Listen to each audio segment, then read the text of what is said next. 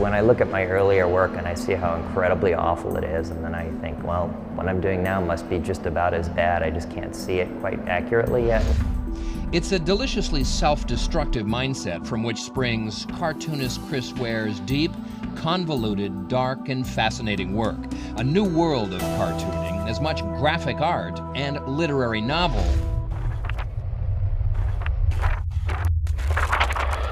and so very far from the days of superheroes and 10-cent comic books, which is why Chicagoan Chris Ware's work is turning up in major magazines, newspapers, and an exhibition at the Museum of Contemporary Art in Chicago. They're not just funny pages anymore, squares and geometrical shapes telling a story from Chris Ware's somewhat whimsical and twisted point of view, all in the context of a cartoon. He wants you to scan them so that you're reading, looking, and getting into a place that's very different than either.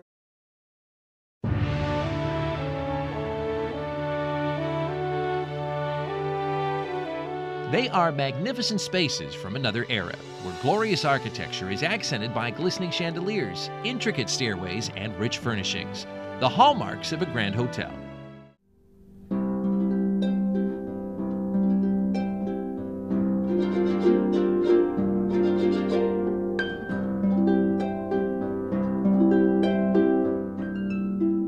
It's the music of angels. In our world of chaos, somehow harps have the power to soothe souls. But those heavenly sounds wouldn't be the same if it weren't for Lyon and Healey, a company that opened up here in Chicago back in 1864. Peterik, Healey, and George Washburn Lyon came from Boston to open a music store here. And you can imagine the feeling of Chicago with the Civil War happening and everything going on.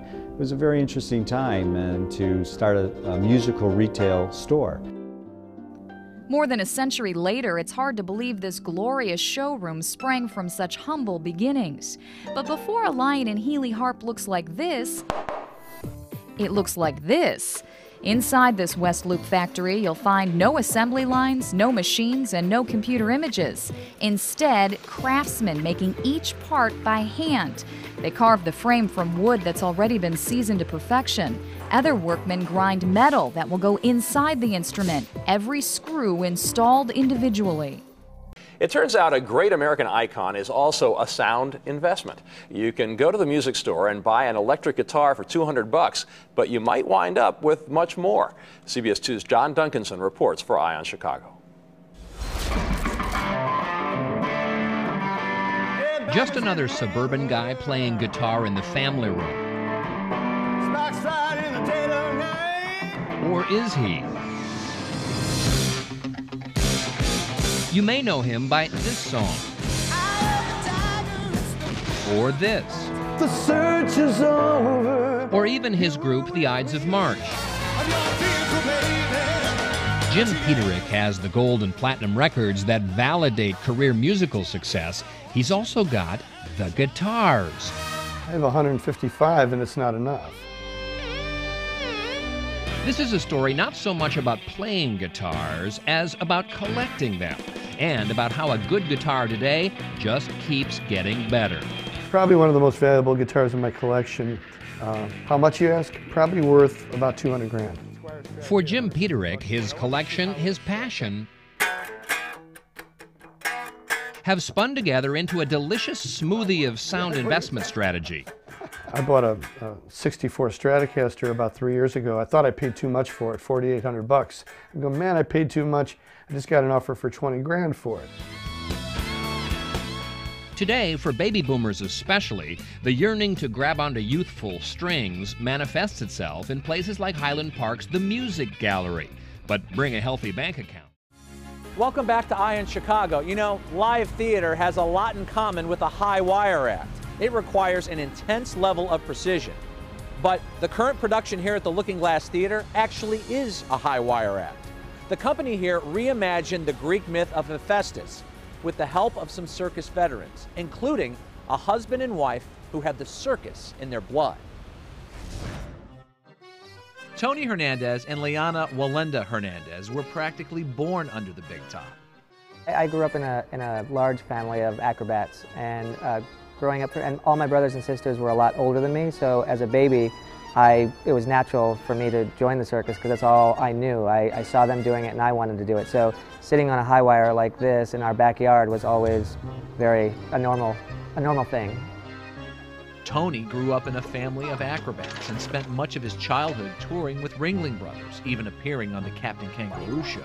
And Liana has one of the circus world's most impressive pedigrees. She is a 7th-generation member of the Flying Wallendas and the great-granddaughter of the great Carl Wallenda.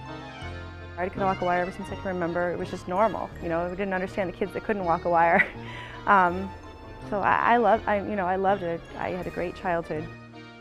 And since the circus community is a small one, it's no surprise that Tony and Liana met at a very young age. The first time I remember meeting him, I was about 7, I want to say, and he was 8. We probably met earlier because his parents knew my parents before we were even born, because the circus is a very small community. And when I was 17 and he was 19, we kind of re-met. All the kids, the circus teenagers would kind of hang out, and we kind of re-met and started dating and been together ever since. It's definitely, never a dull moment. When we started dating, it was kind of like, all right, you're going to date our daughter, get up on the high wire. So we started playing around, and then eventually I became a part of their act and part of the 8-person Guinness record. About 10 years ago, Tony came to Chicago and was soon exploring a combination of theater and circus at Looking Glass Theater Company. He appeared in Looking Glass Alice.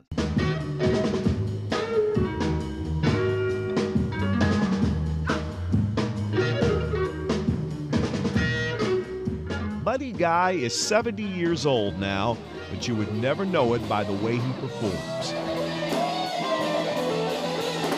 Someone told me when I was about 27, blues musicians is like wine. The longer it stays in the bottle, the better you get. He is very fine wine indeed. This blues guitarist and singer has the style and energy younger musicians envy.